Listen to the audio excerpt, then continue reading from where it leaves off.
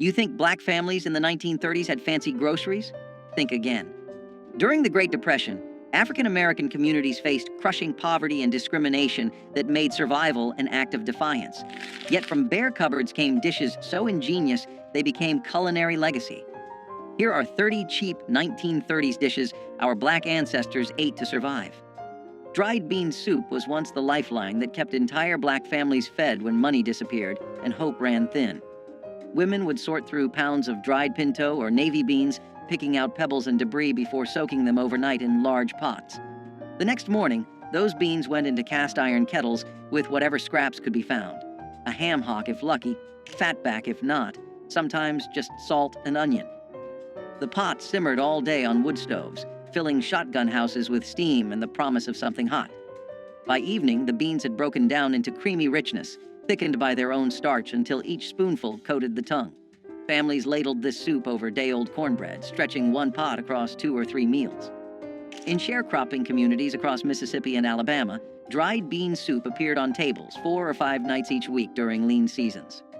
Children grew up understanding that beans meant survival, that the pot on the stove represented their mother's determination to keep them fed, regardless of circumstances, through communal strength. Cornmeal mush carried black families through mornings when there was nothing else to put on the table but determination and resourcefulness. Coarse, stone-ground cornmeal was stirred into boiling water with salt, the wooden spoon moving constantly to prevent lumps from forming in the thick porridge. The mixture bubbled and spat as it cooked, thickening until it pulled away from the sides of the pot in one smooth mass. Some families added a precious spoonful of lard for richness. Others made do with just meal and water. Served hot in bowls, this mush provided the calories needed to get through days of backbreaking labor in fields or domestic service. Children ate it before walking miles to segregated schools, their bellies full even if the meal was plain. In urban black neighborhoods of Chicago and Detroit, families who'd migrated north during the Great Migration continued making cornmeal mush, connecting them to Southern roots and survival traditions. Leftover mush was poured into pans to set overnight, then sliced and fried the next morning for breakfast with patient care. Neck bones and rice turned discarded meat into Sunday dinner centerpieces that brought families together despite Depression hardships. Pork neck bones, sold cheaply because butchers considered them waste, contained enough meat and fat to flavor an entire pot when simmered properly. Black cooks knew to brown the bones first in cast iron skillets, rendering out fat and developing deep caramelized flavors before adding water, onions, and whatever seasonings the pantry held. Those bones cooked for hours, the meat falling away from cartilage until the broth turned rich and golden. Rice stretched the dish further, soaking up every drop of flavorful liquid while providing filling starch. In black communities throughout the rural South, neck bones and rice appeared at church suppers and family gatherings, the aroma announcing that someone had worked magic with almost nothing. Children sucked marrow from the bones, understanding instinctively that nothing edible should be wasted. The dish represented more than food. It showed how creativity and patience could transform what others dismissed into something genuinely delicious despite economic hardship. Dandelion green salad came straight from vacant lots and roadsides where free food grew abundantly if you knew what to look for. Black women taught their daughters which greens were safe to eat, passing down knowledge that connected them to African ancestors who had survived through intimate understanding of plants. Spring brought tender young dandelion leaves that were gathered in baskets before the plants flowered and turned bitter. These greens were washed repeatedly to remove grit, then torn by hand and dressed simply with vinegar, salt, and maybe a drizzle of bacon grease if available. The result was sharp, slightly bitter, and packed with vitamins that prevented scurvy during winter's lean months. In Chicago's South Side and Harlem's tenements, recent migrants foraged in any patch of green they could find, maintaining connections to rural foodways even in concrete jungles. Children were sent out with cloth bags to gather greens, learning to identify edible plants while contributing to family meals. Dandelion greens represented self-sufficiency and the refusal to go hungry when nature provided freely. Some families wilted the greens with hot bacon fat poured over top, creating a warm salad that felt more substantial through family wisdom. Sweet potato pie without sugar became an ingenious solution when refined sugar cost more than most families could afford. Black cooks relied on the sweet potato's natural sugars, roasting them until their starches converted to sweetness that rivaled any added sugar. The potatoes were mashed smooth, then mixed with a little flour, whatever milk or buttermilk could be spared, and spices like cinnamon or nutmeg if the spice tin held any. This mixture was poured into simple pastry crusts made from lard and flour, then baked until set. The result wasn't as sweet as modern pies, but it carried deep, earthy flavors that spoke of autumn harvests and survival through winter.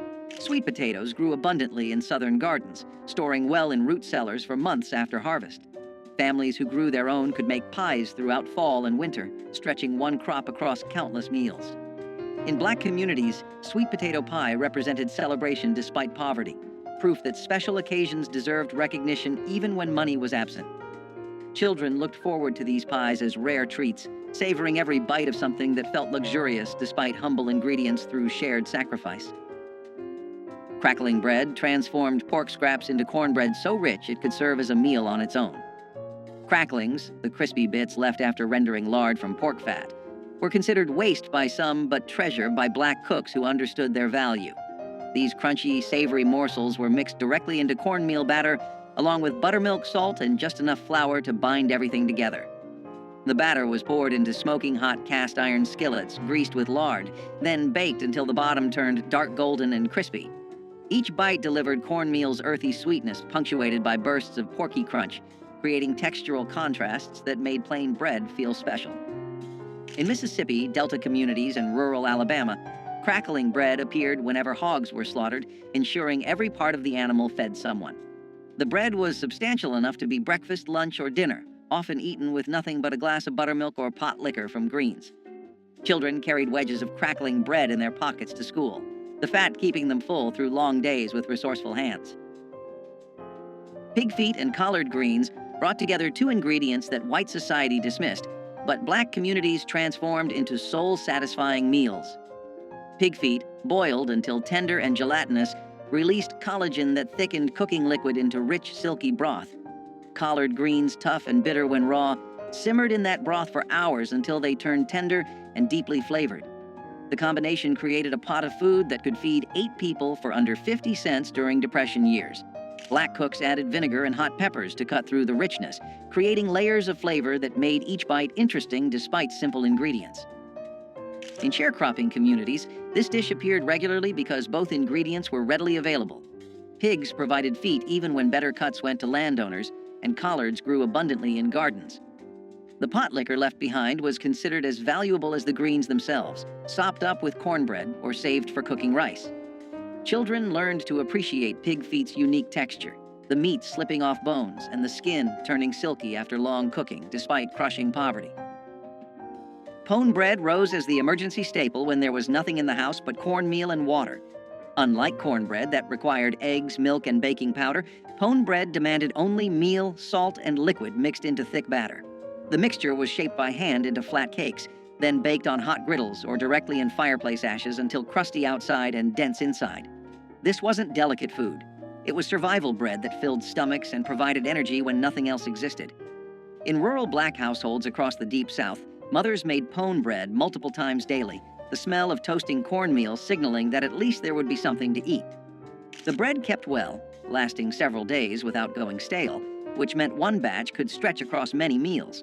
Workers carried pone bread to fields, eating it cold with whatever they could forage: wild onions, dandelion greens, or just salt. Children gnawed on pone bread while doing chores, the dense texture requiring real effort to eat, but delivering lasting satisfaction through ancestral knowledge. Blackberry cobbler without sugar proved that fruit's natural sweetness could create desserts when refined sugar wasn't available. Wild blackberries grew abundantly along fence lines and in abandoned fields, free for anyone willing to brave thorns and summer heat to pick them. Black families sent children out with buckets, returning with purple-stained hands and enough berries to make cobblers that lasted days. The berries were cooked down until their juices concentrated, natural sugars intensifying without any additions. Simple biscuit dough made from flour, lard, and buttermilk was dropped over the bubbling fruit, then baked until golden. The result was tart and intense, less sweet than modern desserts, but deeply satisfying in ways sugar-laden versions never achieve. These cobblers appeared at church socials and family gatherings, proof that celebration didn't require money. Women competed quietly over whose cobbler turned out best, pride coming from skill rather than expensive ingredients. The practice of picking wild berries taught children about seasons, patience, and finding abundance in nature with steadfast pride. Fried fish heads utilized parts that others threw away, transforming waste into protein-rich meals through skillful preparation. When black families caught or bought fish, nothing edible was discarded. Heads were cleaned, seasoned, and fried until crispy. The cheeks contained tender, sweet meat prized by those who knew to look for it. Eyes and bits of flesh around the skull provided precious protein during times when every calorie mattered. These fish heads were dredged in cornmeal and fried in hot lard until the bones turned crispy enough to crunch and eat. Children learned to navigate around bones, finding hidden bits of meat while developing appreciation for resourcefulness. In coastal communities and near rivers, fish heads appeared regularly because commercial fisheries sold them cheaply or gave them away. Black cooks fried them alongside regular fish, treating them with the same care and seasoning. The practice showed intimate knowledge of food, understanding that value existed everywhere if you knew how to prepare it properly through creative survival. Okra soup stretched vegetables into filling meals that provided nutrition and comfort during impossible economic times. Fresh okra from summer gardens or dried okra stored from previous harvests went into pots with tomatoes, onions, and whatever else the garden provided. The okra released natural thickeners as it cooked, creating viscous soup that coated the spoon and filled empty stomachs. Black cooks added rice to make the soup even more substantial, transforming a few vegetables into meals for entire families. The dish carried flavors that connected African American communities to West African ancestors who had cooked similar soups for centuries. In rural Louisiana and South Carolina, okra soup appeared regularly because okra grew prolifically in southern heat. The slime that some people found off-putting became crucial for thickening without expensive starches or cream. Families ate this soup with cornbread, using the bread to soak up every drop of precious broth. Children grew up loving okra soup's unique texture, finding comfort in its warmth and fullness despite systematic oppression. Cornmeal sacks were as essential as breathing, and every family knew it. Cornmeal was cheap, filling, and dependable, something you could use in a dozen different ways without wasting a single grain. Families used it for cornbread that stretched a pot of beans, hoe cakes cooked right on the stovetop, dumplings dropped into broth, and even as a thickener when soups needed to last another day, the sacks sat in corners of pantries, tied tight to keep pests out, often lasting weeks at a time because people used cornmeal daily. Kids learned early how to scoop it with steady hands, knowing a little went a long way. Cornmeal was the base of survival cooking, humble but mighty. It kept families full when nothing else was guaranteed, proving that simple food could be powerful when stretched with skill and love. Pan-fried corn was sunshine in a skillet, sweet, buttery, and golden. Fresh ears were scraped by hand, milk and all, then tossed into hot bacon grease until the kernels popped and sizzled. A sprinkle of salt, a dash of sugar, maybe a touch of pepper. It didn't need much else. The smell filled the kitchen, calling everyone to gather round. Each spoonful had that mix of sweet and savory that only Southern cooks could master. It was summer food, made from corn grown nearby, cooked while the day was still hot and bright. You could eat it by itself or scoop it beside greens and meat, but it always stole the show. The sound of it frying was like music, a melody of comfort and familiarity.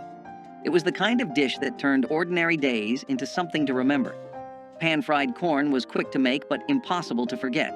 The kind of dish that reminded people that joy could fit inside a cast-iron skillet. Cabbage fermented into slaws was a clever way families made vegetables last long past their growing season. When fresh cabbage was cheap and abundant, families shredded it, salted it, packed it into jars or crocks, and let time transform it into something tangy and crisp that held up through bitter winters. This fermentation not only preserved the cabbage but added flavor and nutrients when meals were often plain and repetitive. During the Depression, when fresh greens disappeared quickly, having a jar of fermented slaw meant there was always something bright and sharp to cut through heavy dishes. It brought contrast to beans, cornbread, or stews, and made even the simplest supper feel complete. Kids might wrinkle their noses at the smell, but adults appreciated how far a single head of cabbage could be stretched.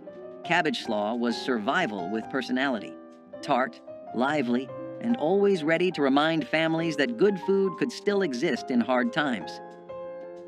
Cowpea and collard stew combined two powerhouse ingredients that sustained countless families through hard times. Field peas, also known as cowpeas, were simmered slowly with smoky meat and joined by hearty collard greens, creating a dish rich in protein, vitamins, and earthy flavor. The long cooking process filled homes with an aroma that signaled comfort and nourishment. Farmers valued cowpeas for their ability to thrive in poor soil, while collards offered leaves long after other vegetables had withered. Together, they made a meal that cost little but fed many, reflecting a tradition of resourcefulness and care. Mothers and grandmothers seasoned the pot with onions, garlic, and pepper, each adding a personal touch passed down through generations. Families gathered around the table with slices of cornbread to soak up the flavorful broth, finding strength in every spoonful.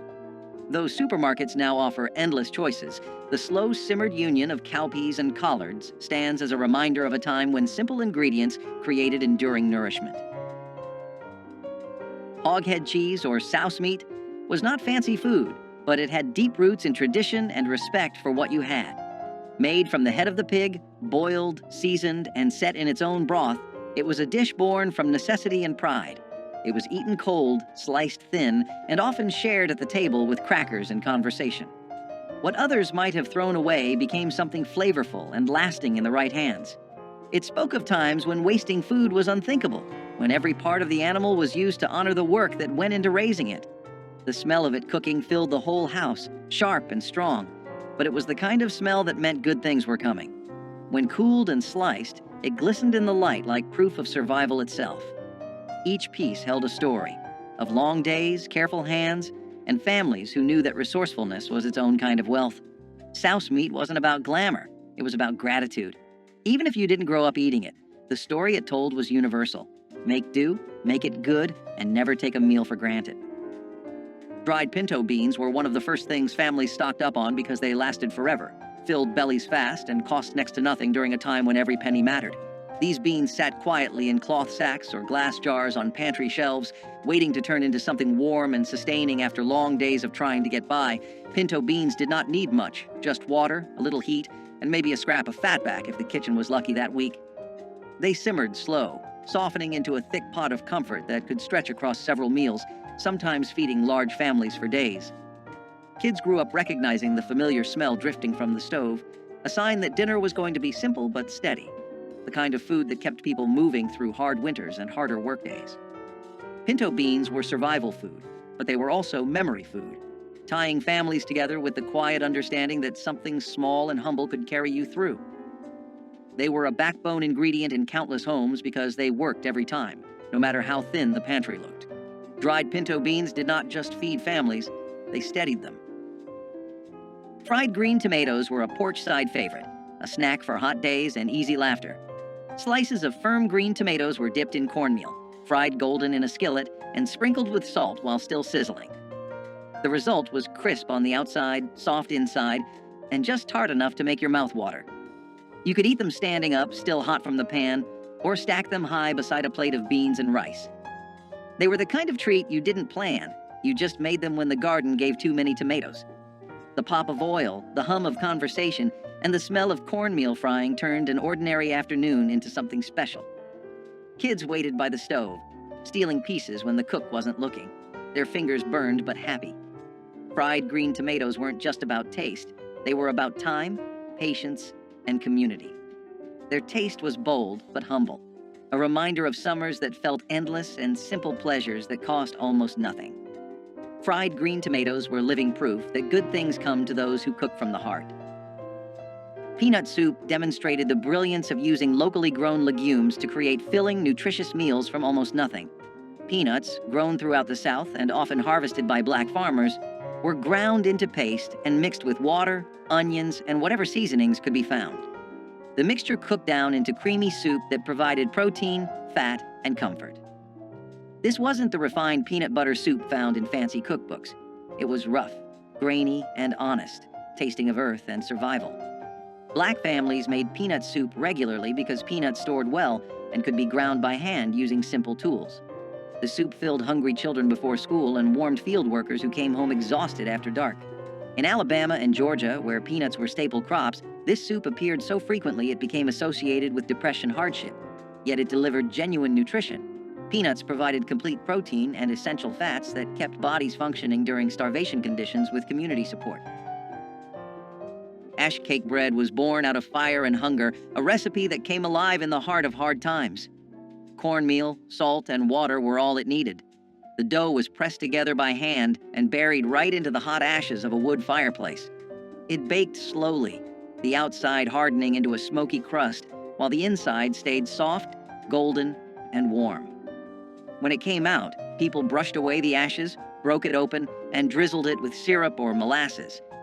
It had a taste that was both sweet and earthy, like the memory of home on a Sunday morning. Ash cake bread was a working person's meal, something you could make after a long day without needing an oven or a fancy pan. It was food that did not waste or wait, made for those who had nothing extra but still found comfort in what little they had. The smell of it filled small cabins and quiet kitchens, the sound of the crackling fire mixing with laughter or prayer. Every crumb reminded people that strength could grow even from ashes. Syrup bread emerged as the answer when there was nothing to eat but flour and whatever sweetener could be found. Sorghum syrup or molasses, cheaper than sugar and available throughout the South, were drizzled over plain biscuits or cornbread to create something approaching dessert. Black children learned to make this treat themselves, mixing flour and water into simple doughs, baking them quickly, then drowning the results in dark, sticky sweetness. The combination provided quick energy, carbohydrates from bread and concentrated sugars from syrup, delivering calories needed for labor. In sharecropping families, syrup bread appeared frequently because sorghum was often the only sweetener accessible when white landowners controlled access to refined sugar. The practice taught children to find joy in small pleasures, turning basic ingredients into treats through imagination and willingness to make something from nothing. Women sometimes added a little butter or lard to the bread if available, creating richness that complemented syrup's sweetness through ingenious adaptation. Onion skin tea was one of those old remedies that could quiet both body and soul. When someone had a cough or a fever, or when food simply ran out, a pot of this humble tea came to the rescue. Dried onion skins were gathered from the corners of the kitchen, rinsed and steeped in boiling water until the liquid turned golden brown. The scent was sharp but comforting, a mix of earth and sweetness that filled the air with warmth. Some added honey if they had it, or a squeeze of lemon, but even plain, it had its own charm. People believed it could heal and strengthen, and maybe it did, because hope itself can be medicine. Onion skin tea was born from patience, brewed by hands that knew how to stretch every last bit of life from what they had. It was the taste of resilience and care, a sip that made you believe tomorrow might be gentler. Okra fritters with corn silk were the kind of kitchen magic that only came from necessity and imagination. In the long summer months, when the fields were full and money was not, people used every part of what they harvested. The corn silk that clung to the ears was not thrown away, but saved and shredded, added into batter alongside chopped okra, flour, and a splash of milk or water. When dropped into hot oil, the fritters puffed and crackled, their edges turning golden and crisp. The smell was something you could follow from down the road. Warm, nutty, and sweet with that faint scent of corn. Each bite was crunchy on the outside and tender in the middle, with little strings of corn silk that gave it texture and charm.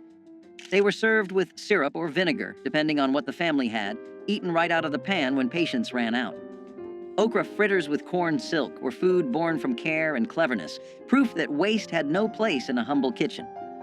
Every family had its own version, passed quietly between generations, carrying the taste of late afternoons, hard work, and simple joy. They were poverty's poetry, fried into something worth remembering.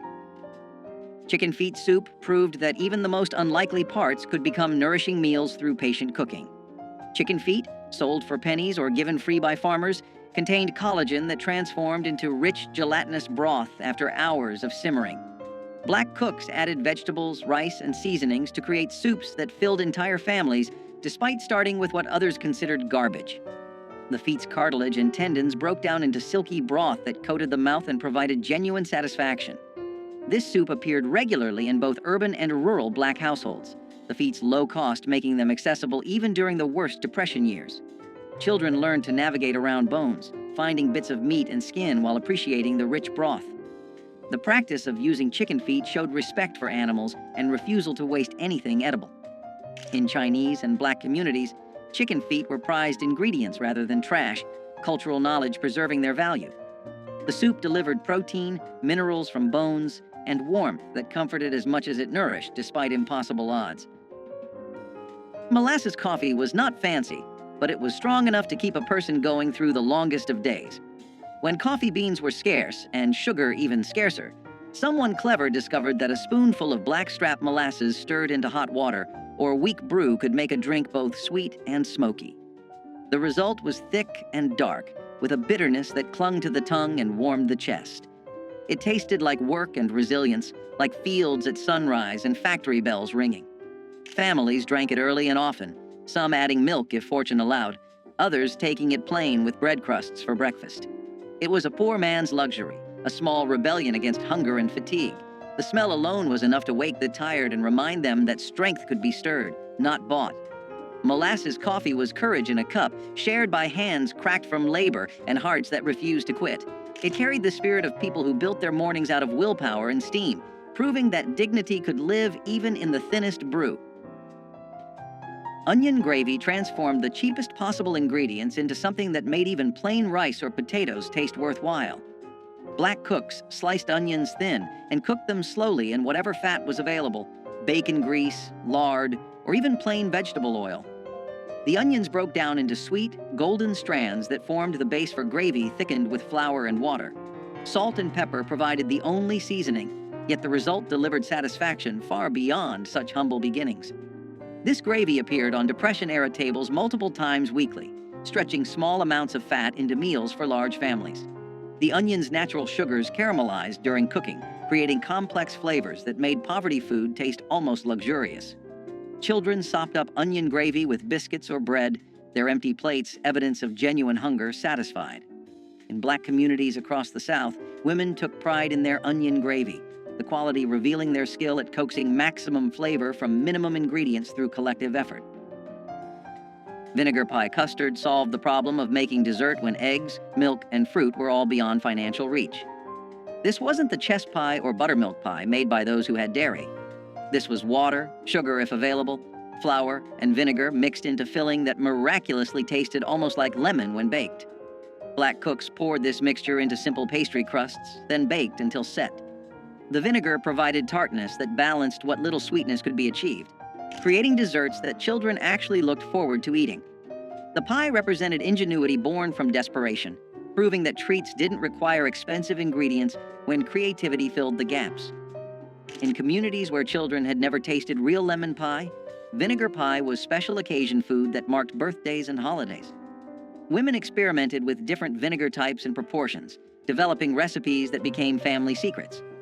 The practice of making vinegar pie taught important lessons about resourcefulness and refusing to let poverty steal all joy despite economic collapse. Grease gravy rice was what people cooked when they refused to let anything go to waste. When breakfast meats were done frying, the leftover grease became treasure. A spoon of flour went in first, sizzling and popping until it turned golden. Then milk or water got poured in, slow and steady, until it thickened into smooth gravy. That hot gravy poured over white rice made something out of nearly nothing. It was salty, creamy, and smoky all at once. The smell filled the house, and the taste filled the stomach. Parents called it breakfast, but it could carry a family through an entire day. It came from kitchens that knew survival like a second language, where flavor was earned from thrift and patience. Kids grew up thinking it was comfort food, not knowing it was born from rationing and struggle. Grease gravy rice was more than a recipe. It was a declaration that no meal was too small to matter. Every bite was a promise that the family would eat, even when times were lean. It was humble food that carried pride on a spoon. Peanut soup had deep roots in West African cooking and carried over into the kitchens of Black America during times of scarcity. Families would boil peanuts until soft, grind them into a paste, and whisk them into broth with onions and seasonings. The result was a creamy, nutty soup that filled stomachs without relying on expensive meat. Because peanuts were widely available and inexpensive, this dish became a dependable source of protein and comfort. It could be served plain with bread or thickened with vegetables to stretch even further. Children grew up tasting peanut soup as a warm, sustaining dish that soothed hunger while carrying the echo of older traditions. The flavor was earthy and satisfying, reminding families of both resilience and cultural roots. Peanut soup showed that the most affordable ingredients could still produce something memorable, sustaining entire households during difficult seasons. It was not just soup, it was survival food with heritage poured into every bowl. Ground kudzu root paste emerged when conventional flours were scarce and starchy substitutes were needed to thicken stews or stretch breads. Kudzu, an invasive vine introduced from Asia, sent deep roots into the southern soil that stored abundant starch. Enslaved gatherers dug these roots, washed and dried them, then pounded them into a fine powder. Mixed with water, the powder formed a paste that thickened soups or acted as a binder for cornmeal cakes.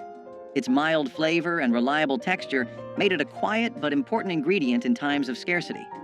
After emancipation, some rural families continued to harvest kudzu for its starch, and today herbalists still value it for its medicinal qualities. Ground kudzu root paste shows how knowledge of local plants and persistence in foraging allowed cooks to replace costly ingredients with what the land freely offered, turning an aggressive vine into a vital pantry staple, and demonstrating again how necessity inspired both culinary creativity and a deeper understanding of the southern landscape's hidden gifts. Wild muscadine grape jam brought the late summer woods to the breakfast table in a deep purple shine. Children and parents walked along fence lines and wooded edges with baskets in hand, searching for the thick-skinned grapes that thrived in southern heat. Once gathered, the fruit was boiled gently until the skins burst and the pulp softened, filling kitchens with a fragrance that hinted at honey and earth. The juice was strained and mixed with sugar, then cooked again until it thickened into a jam rich enough to spread over biscuits or stir into morning porridge. Families prized each jar, knowing that muscadines grew wild and free, needing only careful hands and patience to become something sweet. In some towns, church groups organized picking days, turning the harvest into a social event where songs and laughter echoed through the vines. Today, supermarket grapes have replaced the wild hunt, and store-bought jams lack the musky depth of fruit ripened under southern sun, but memories of purple-stained fingers still linger in many hearts. Cornmeal dumplings in tomato broth were the type of dish that felt simple but filling, carrying both thrift and comfort in every bowl. The broth began with canned or fresh tomatoes, cooked down with onions, garlic, and a touch of seasoning to build a savory base. My grandmother mixed cornmeal with a bit of flour, salt, and water to form small dumplings, dropping them carefully into the bubbling pot. As they simmered, the dumplings softened into tender bites, soaking up the tang of the tomatoes while thickening the stew. The smell alone brought everyone to the kitchen, the blend of corn and tomato promising something hearty without needing meat. Cornmeal was cheap and always on hand, a staple in black households across the South. Tomato broth was inexpensive too, whether from garden harvests or canned goods bought in bulk. Together, they created a meal that cost next to nothing but filled hungry stomachs with warmth. Cornmeal dumplings and tomato broth turned two of the humblest ingredients into a family staple, proving that frugality and care could produce meals worth remembering.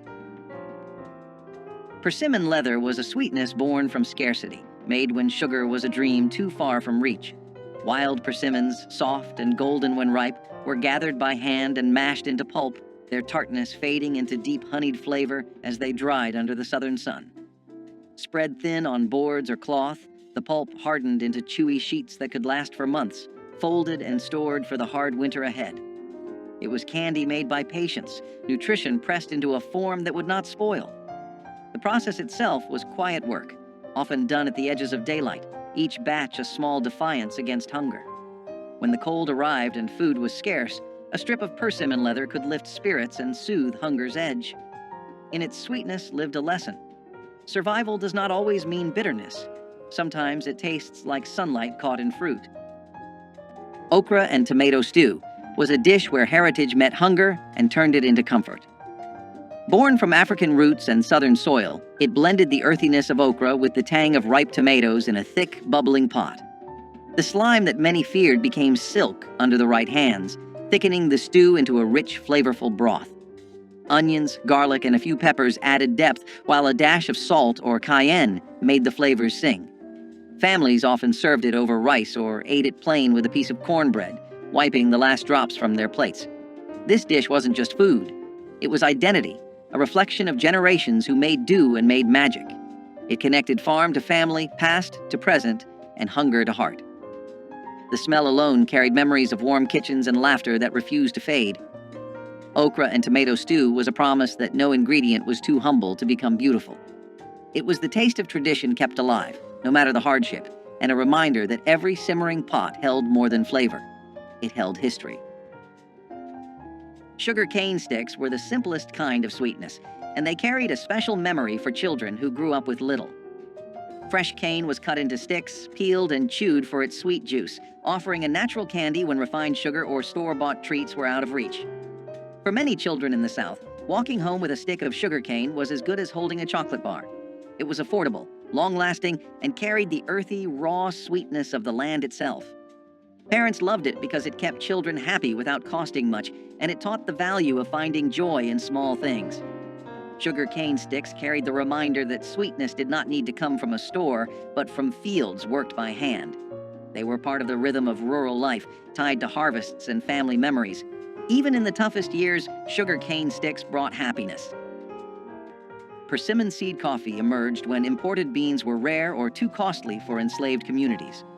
Wild persimmons dropped their fruit in autumn, and the hard seeds inside were washed, dried, and roasted until dark and fragrant.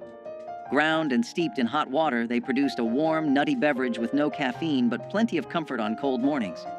This practice carried forward after the Civil War, especially during wartime shortages when coffee imports faltered again.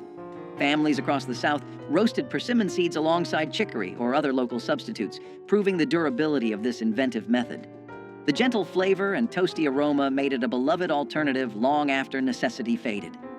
Today, a few heritage festivals still brew persimmon seed coffee to honor the ingenuity of those who first discovered its rich taste. The drink reminds us that creativity in the face of scarcity can yield traditions that outlast the circumstances that gave birth to them, turning survival into a legacy of flavor and resilience. Homemade cane. Syrup drizzle once gave biscuits and pancakes a dark, smoky sweetness unmatched by refined sugar. Families would harvest sugarcane, crush the stalks, and boil the juice in large iron kettles until it thickened into a rich amber syrup. The work was hot and sticky, often stretching from dawn until late night, but the reward was a flavor that defined Southern breakfasts and holiday treats. Children watched the bubbling kettles with wide eyes, waiting for a chance to taste the warm syrup on a fresh biscuit. Neighbors often shared the labor and the finished product, turning the syrup-making into a community event as well as a culinary one. Over time, industrial sweeteners and store-bought syrups replaced the careful craft, and the knowledge of how to coax sweetness from cane faded with older generations. For those who remember, a spoonful of homemade cane syrup is more than a taste. It is a memory of family unity, hard work, and the sweetness that perseverance can bring. Parched corn coffee was the taste of resilience in a cup. When real coffee was beyond reach, enslaved people roasted corn kernels in iron pans until they turned dark brown, then ground them into a coarse powder and steeped it in hot water. The brew was smoky, earthy, and faintly sweet, a humble echo of the luxury drink denied to them.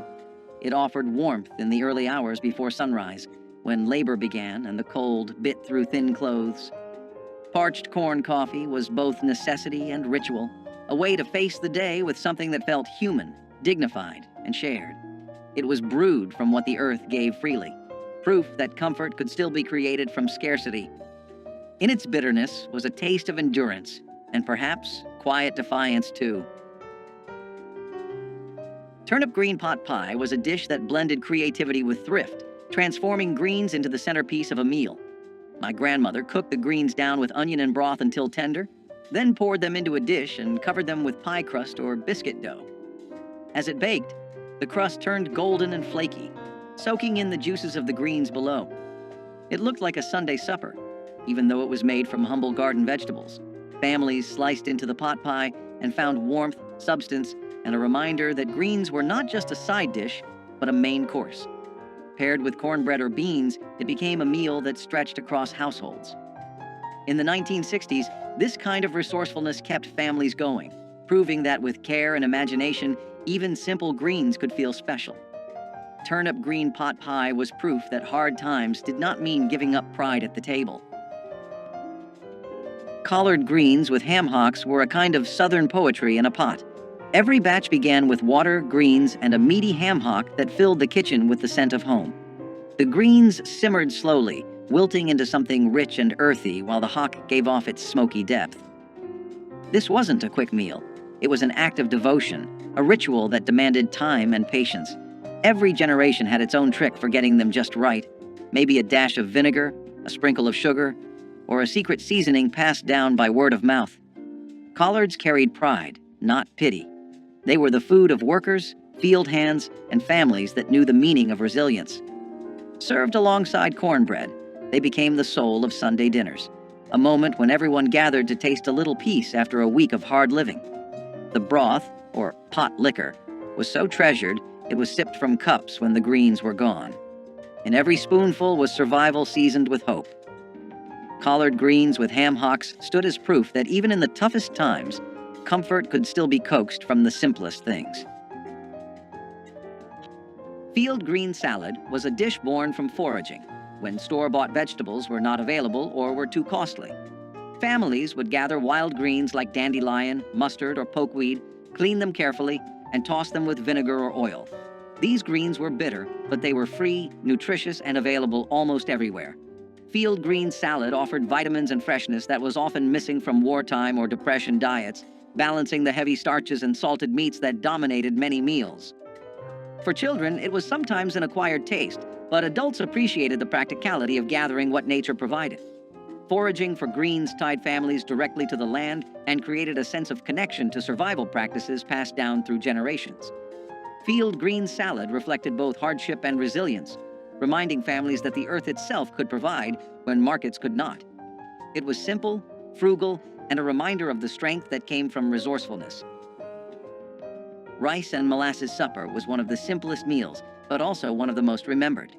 A pot of rice was inexpensive, filling, and always on hand, but paired with a drizzle of molasses, it turned into something sweet and sustaining. Sugar was too costly for everyday use, but molasses was affordable and sold in larger tins that seemed to last forever. Families poured it over steaming bowls of rice, letting the dark syrup seep into the grains until they gleamed. The taste was rich, almost smoky, with just enough sweetness to make children smile. It was often eaten at the end of the day when no meat could be spared, and it carried people through the night with enough strength to face the next morning. My grandmother told me rice and molasses was a treat disguised as necessity, proof that resourcefulness could soften the edge of scarcity. In the 1960s, when black families were stretching every dollar, rice and molasses kept hunger at bay while still offering a touch of comfort. Simple, cheap, and unforgettable, it was a meal born of need but remembered with love. Which of these survival dishes hits closest to home for you? Drop a comment with your family's Depression-era recipe, hit that like button, and subscribe so we can keep honoring these forgotten but essential pieces of our history together despite overwhelming hardship.